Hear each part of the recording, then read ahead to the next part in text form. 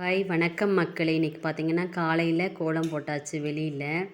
வெளியில் கோலம் போட்டுட்டு அப்புறம் வாசப்படியிலையும் கோலம் போட்டாச்சு. கோலம் போட்டுட்டு துளசிக்கு கீழே பார்த்திங்கன்னா இது மஞ்சள் கலந்த பொடி, இது மஞ்சக்கோபி பொடின்னு சொல்லுவாங்க. அதை போட்டுட்டு அதுக்கப்புறம் சங்கு சக்கரம், இன்றைக்கி சனிக்கிழமைனால அந்த கோலம் போட்டேன். துளசியும் கற்பூரவள்ளி இலையும் ஒரு டப்பாவில் தான் வச்சுருக்கேன்.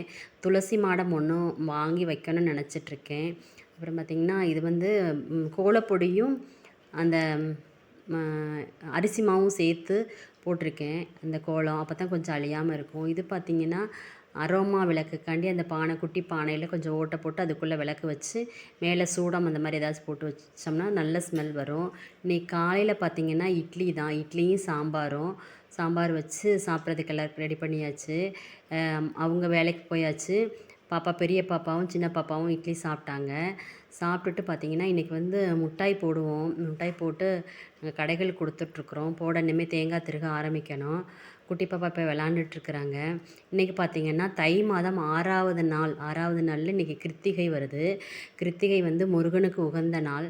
நம்ம இந்த நாளில் வந்து முருகனை வேண்டி நல்லபடியாக எங்களுக்கு வீடு வேணும், எங்களுக்கு குழந்தைக வேணும், அப்படி நல்ல சொத்து வேணும் அப்படின்ட்டு நம்ம முருகன்கிட்ட வேண்டி கேட்டோம்னா முருகன் கண்டிப்பாக நம்மளுக்கு வந்து நிறைவேற்றி கொடுக்குற இது முருகனுக்கு இருக்குது.